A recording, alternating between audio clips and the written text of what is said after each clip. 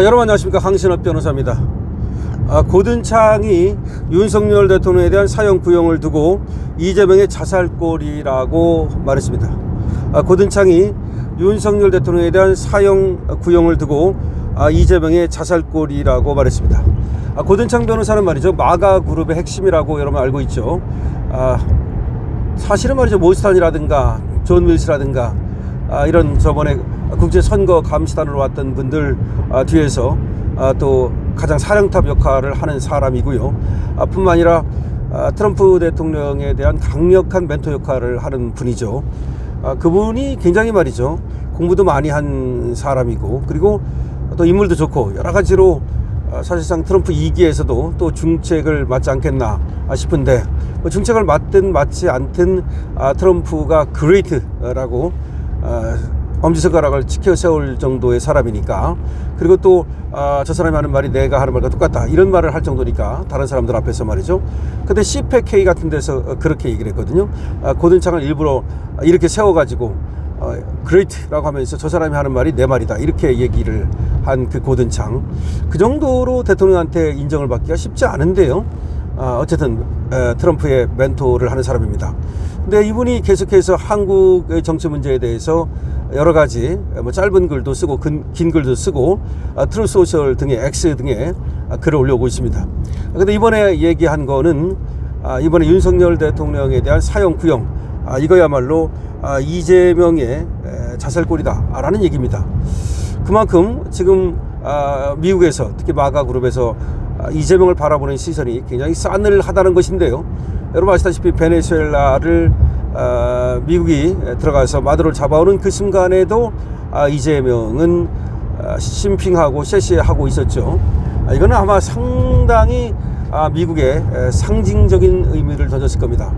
이재명 저거 확실하게 친족이구나, 저거 확실하게 밤이구나, 언젠가는 저자를 손을 봐야 되겠다, 이런 생각을 하고 있을 것이 분명한데요.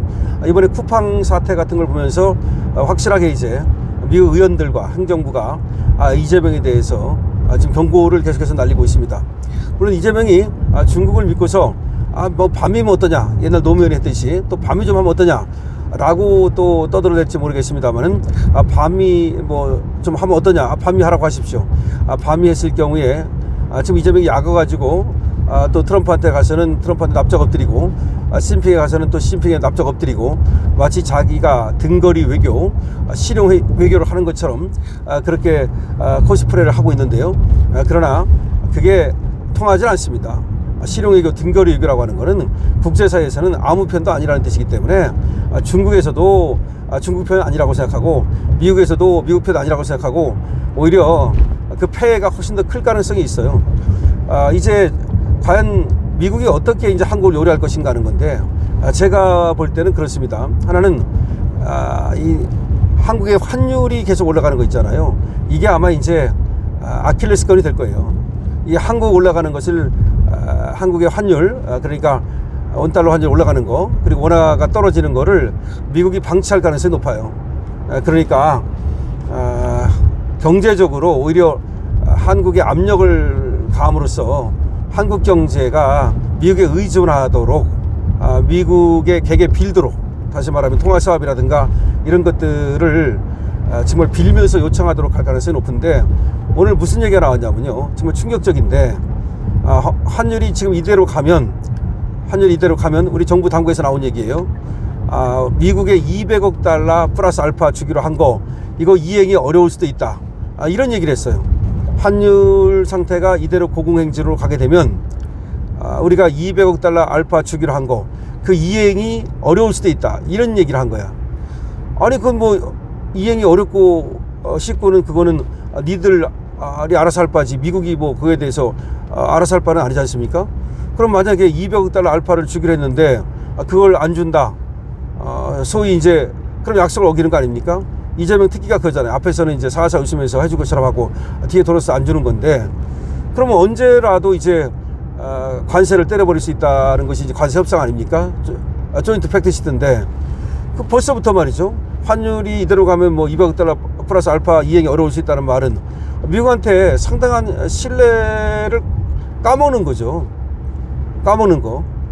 그러니까 지금 환율 방어도 사실상 손을 드는 것 같아요. 이제 지금 환율 방어를 저번에 국민연금으로 했는데 언제까지나 그렇게 할 수 없다고 제가 말씀을 드렸잖아요. 그렇게 되면 환투기 세력의 먹잇감이 되기 때문에 큰일 납니다. 여기서 당국이 또 들어가서 막는구나 그러면 환투기 세력들은 안전하게 생각하고 무조건 밑에서 사면 남는 거 아닙니까? 땅짓고 헤엄치기 아닙니까? 그게 굉장히 지금 위험한 거예요. 그러니까 정부가 개입을 하지 말았어야 되는데 개입한다 한다 이렇게 말만 하고 사실은 개입을 하지 말아야 되는 거예요. 근데 구두 개입을 여러 번 해도 안 통하니까 어쩔 수 없이 국민연금을 써가지고 개입한 거 아닙니까? 그러니까 이게 엄청나게 나쁜 신호를 줬어요. 세계 환투기 세력들이 전부 다 한국으로 몰려들 수가 있다고. 이거 난리 난 거야. 그런데 지금 미국에서 뭐 이걸 갖다가 한국의 환율 이걸 모르고 있을 리도 없는 거고, 한국이 위기에 빠졌다는 것을 이제 알게 되면은 뭐 그냥 사실상 조금 뭐 통화사업 같은 거 안 해주고, 그 다음에 한국이 원하는 거 안 해주고, 그런 어떤 신호만 줘도 한국 경제는 무너질 수밖에 없어요. 그럼 어떤 사람들이 이렇게 생각할지 모릅니다. 아유, 주가 지수는 계속해서 오르는데 이거 뭐 한국 경제가 좋은 거 아닙니까? 그거는 이렇게 말하면 돼요. 환율이 올라가는 건 이제 환율이 올라가는 거고, 그 다음에 지금 주가가 올라가는 거는 그거는 사실은 몇 개 종목이 올리는 거예요. 아시다시피 몇 개 종목이 올리는 거고, 실제 지금 우리 패러다임이 바뀌고 있잖아요. 현대차가 올라가는 것 같은 거는 로봇 때문에 올라가는 거예요. 로봇 때문에. 현대차가 이제 차 기업에서 로봇 기업으로의 어떤 그 탈바꿈 이런 것 때문에 올라가는 거고, 기아는 이제 같이 뭐 따라가는 거고, 같은 그룹이니까. 삼성전자는 반도체가 워낙 지금 가격이 좋고 앞으로 한 2년 정도는 반도체가 호황이에요. 그래서 올라가는 거예요.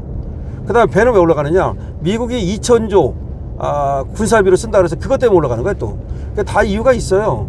그래서 그런 것들이 어느 정도 가는 거는 뭐 간다고 봐야 돼요. 안 간다고 볼 수는 없어요. 그런데 여기서 중요한 거는 주식이 간다고 해서 우리 경제가 좋은 거냐, 그건 아니라는 거야. 몇몇 종목이 좋은 거지 전체 우리 경제가 활기가 돈다, 아니에요. 그건 아니라는 것을 분명히 알아야 되고, 그 다음에 주식 시장이 올라간다 그래서 그러면 원달러 환율이 문제가 없다, 그것도 아니야. 그건 또 다른 문제야. 원래는 수출이 잘 되고 주가 지수가 올라가고 그러면 환율이 떨어져야 되거든요. 근데 그렇지 않잖아. 주가가 올라가는데도 원달러 환율이 계속해서 올라가잖아. 이건 이례적인 현상이야. 이거는 그러니까 상당히 불길한 조짐인 거야. 이렇게 보면 안 되거든요. 그래서 심지어 말이죠, 이 주가 올라가는 것마저 한쪽에서는 의심을 해요. 이거 뭔가 5천 간다고 얘기하더니 이재명이가 그 5천을 가기 위한 뭔가 이 야로가 있는 거 아니냐, 국민연금 같은 데서 너무나 많은 돈을 투자해 가지고서 이거 사는 거 아니냐. 삼성전자 같은 경우는 사실은 외국인들은 엄청나게 팔아줬겠거든요. 그런데 기관이 사가지고 사실 올리고 있는 거거든. 그래서 뭐 5천은 뭐 간다고 봐야 돼요. 왜냐면 미국 주식도 올라가고 일본 주식도 올라가고, 그거는 우리 주식이 좋아서 올라간다기보다는 일본도 연일 신고가를 찍고 있어요. 대만도 연일 신고가를 찍고 있고, 미국도 연일 신고가를 찍고 있고, 그러니까 세계적인 추세이기 때문에 그거는 그 추세로 올라가는 거지 한국 경제가 좋아서 올라간다, 그렇게 보면 안 됩니다. 그거는 좀 다른 얘기라는 말씀을 드리고, 어쨌든 간에 지금 한국 경제가 몇 개 뭐 좋은 그 종목은 좋죠. 그리고 몇 개 산업은 좋은 건 맞죠. 그러나 철강이라든지 석유화학이라든지 뭐 이런 거 완전히 죽쓰고 있고요. 그 다음에 또 중소기업 완전히 죽쓰고 있고 그래가지고 이거 거기 현혹되면 안 됩니다. 그러니까 어떤 그 몇몇 그 경제 지표에 현혹돼 가지고서 전체적인 어떤 상황을 우리가 오판하면 안 된다는 거, 이것도 우리가 좀 알아야 됩니다. 자, 그래서 결과적으로 지금 한국에 대해서 고든창 같은 분들이 이재명을 굉장히 이제 거의 뭐 적개심을 갖고 있다고 봐야 되는데, 그래서 한국 경제에 타격을 가하는 방향으로 이재명을 이제 또 압박할 수도 있고, 아니면 국제사회에서의 또 고립, 외교적 고립을 또 시도할 수도 있고, 아니면 또 이재명이 어쨌든 대북송금 같은 것들은 다 알려진 사실이기 때문에 그런 걸 가지고 또 압박할 수도 있고, 뭐 그렇습니다. 그래서 고든창이 윤석열 대통령에 대해 사형을 부여한 것은 이재명의 어떤 그 자살골이다, 이런 말을 했는데, 하여튼 간에 이런 것이 한국 경제에 부담이 되면 안 됩니다. 이재명 때문에 한국 경제가 어려워지고 이재명 때문에 IMF 오면 안 되겠죠. 그래서 좀 걱정인 거야. 사실은 말이죠. 마가 그룹이 이재명을 갖다 다구리 치는 건 한쪽으로는 좋으면서도 한쪽으로는 이재명 리스크 때문에 우리 국민들이 한국이 손해를 보는 건 또 싫단 말이에요.